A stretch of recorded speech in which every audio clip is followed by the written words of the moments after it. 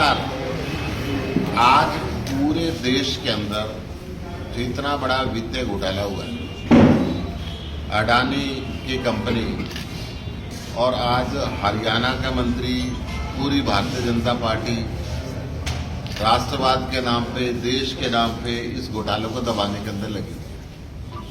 सीधा सीधा भारतीय जनता पार्टी के शीर्ष नेतृत्व इसके अंदर इन्वॉल्व है।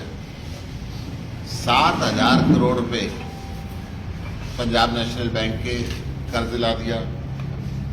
36,500 करोड़ रुपए LIC से करा दिया। इसमें गरीब, महिला, मजदूर, आदिवासी सभी पैसे लगाते हैं। 21,000 करोड़ रुपए स्टेट बैंक ऑफ इंडिया के लगवा दिए। आज इन सब पे विश्वास करने वाले पे एक अनिश्चितता के बादल छाए हुए कि हमारे पैसे का क्या होगा, हमारे भविष्य का क्या होगा। एक ऐसा व्यक्ति जो 11.5 लाख करोड़ रुपए निवेशकों के शेयर बाजार में लगे हुए एक सप्ताह के अंदर सवा, जब इसका भांडाफोड़ हिंडनबर्ग कंपनी ने किया तो बीजेपी के केंद्रीय मंत्री, हरियाणा के कृषि मंत्री ये कहते रहे भाई विदेशी क्या करेंगे। फिर मैं कह रहा हूं अगर विदेश को रिपोर्ट दे रहा है क्योंकि देश के प्रधानमंत्री के मित्र है, ये देश की एजेंसियां क्या कर रही है, CBI क्या कर रही है, ED क्या कर रही है, इनकम टैक्स डिपार्टमेंट क्या कर रहा है, SEBI क्या कर रहा है। इतना बड़ा फ्रॉड हो रहा था, ओवर वैल्यू दिखाई जा रही थी। टैक्स हेवन कंट्रीज के अंदर कंपनियां खोल के अपने माल को दबाया जा रहा था। उस समय ये देश की एजेंसियां क्या कर रही थी? क्या प्रधानमंत्री कार्यालय का सीधा दबाव था इनके ऊपर? क्यों ऐसा हुआ कि एक व्यक्ति जिसके प्राइवेट जेट में गुजरात से देश को प्रधानमंत्री बनने के लिए मोदी जी आते, क्यों ऐसा हुआ कि इसको कोई तजुर्बा नहीं? 6 एयरपोर्ट 2018 में ऑथराइज किए और सारे के सारे ऑप्शन में इनको दे दिए गए। ऐसा क्यों? मैं ये सवाल आप सबसे पूछना चाहता हूं।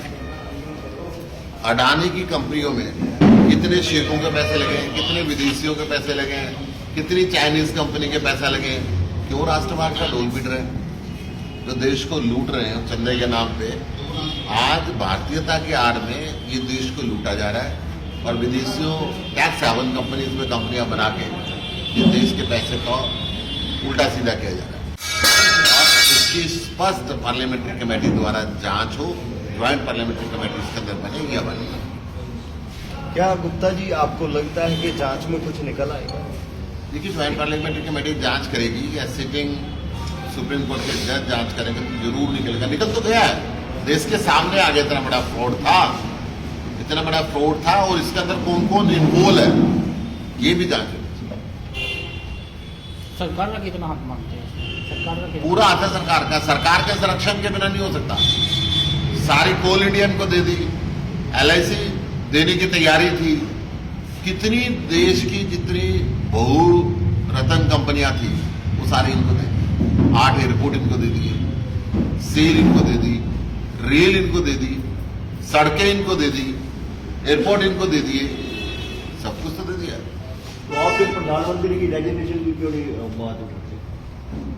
प्रधानमंत्री, हम ये कह रहे हैं प्रधानमंत्री का सीधा सीधा इसमें जो साझेदारी है, जो सीधा सीधा जो संरक्षण है, उसकी जांच ज्वाइंट पार्लियामेंट्री कमेटी के द्वारा होनी चाहिए। जो पार्लियामेंट्री कमेटी का निष्कर्ष निकलेगा, सिटिंग सुप्रीम कोर्ट का निष्कर्ष निकलेगा तो इस्तीफा तो अपने आप हो जाएगा, देश की जनता करा देगी।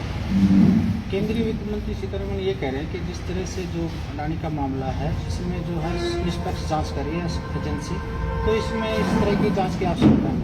कौन सी जांच कर रही है? क्या ED ने कोई हस्तक्षेप किया?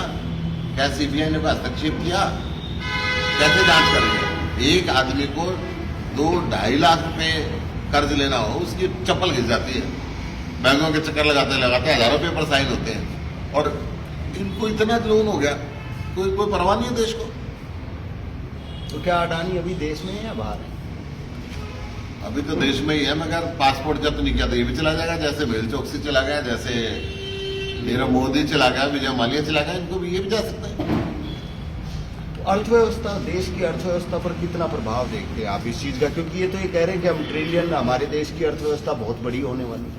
देखिए, जितना लॉस हुआ है मिलिट्री के बजट से बहुत ज्यादा है। ये देश के पूरे देश के बजट हिल जाता है, इतनी बड़ी कार्रवाई हुई है। तो जितनी बड़ी बड़ी अर्थव्यवस्था हो, इतने बड़े फ्रॉड हो गए तो अर्थव्यवस्था है तो एक दिन में धराशायी हो जाती है। तो आप पार्टी इसको लेकर क्या स्टैंड कर रही है? क्या सड़कों पे उतरेंगे? किस तरीके से आपने जांच की तो मांग सड़कों पे उतरेंगे, पूरे इस घोटाले का पर्दाफाश करेंगे। हम संसद के अंदर भी पूरी आवाज उठा रहे हैं और सड़क के ऊपर भी उठाएंगे। ओपीएस दे दिया तो 2030 तक हम दिवालिया हो जाएंगे।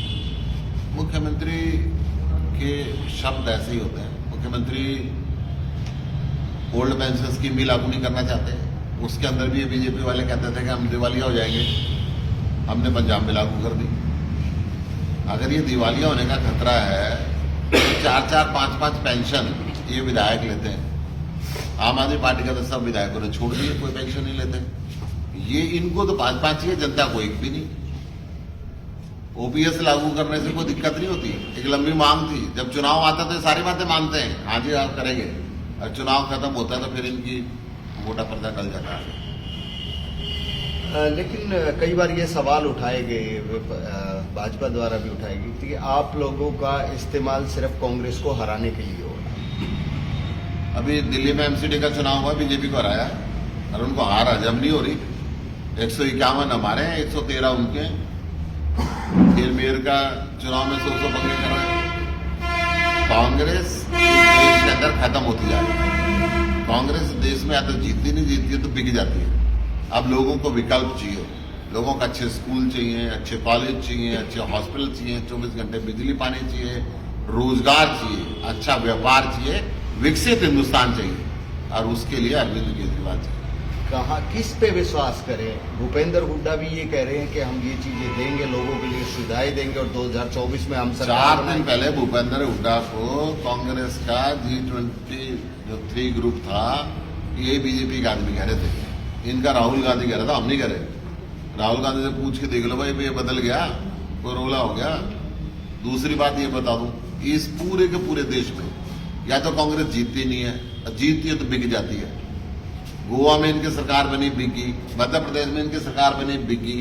राजस्थान के अंदर इनको अपने विधायक छुपा छुपा के रखने पड़ते हैं। दिल्ली के अंदर कभी इनके गड़बड़ी ना हो जाए, ये मेयर के चुनाव में वोट डालने से मना करते हैं। अभी चार्जशीट दाखिल करने वाली है और वो ये कह रही है कि भ्रष्टाचार में शामिल है। पहली बार अरविंद केजरीवाल पर आरोप लगे। मैं वही कह रहा हूँ, ये ईडी क्या सिर्फ विपक्षी पार्टियों के लिए है। हमारे यहाँ तो ईडी ने 20 बार रेड कर लिया, आज तक कुछ मिले नहीं 4 मफलर के सिवाय अरविंद केजरीवाल के यहाँ। और यहाँ पे सारे देश के सामने है ये जो लाखों करोड़ रुपए का घोटाला हो रहा है, और सारी देश नहीं दुनिया कह रही है।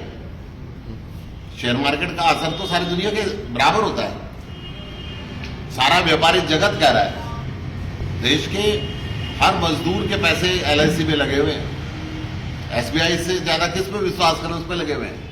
आज ये सोचने लगे लोग हमारे पैसे वापस मिलेंगे या नहीं मिलेंगे। तो जिस तरह से अरविंद केजरीवाल पर आरोप लगाए हैं ईडी ने, और ईडी ये भी कह रही है कि हमारे पास सारे सबूत हैं।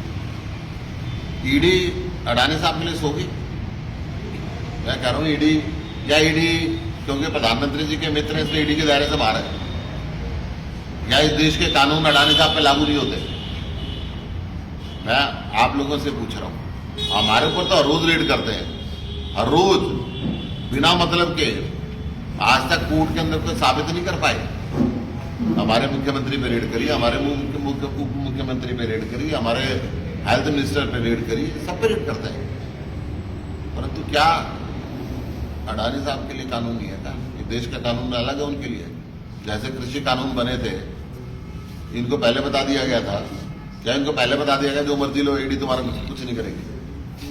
गुप्ता जी, हरियाणा में आपका संगठन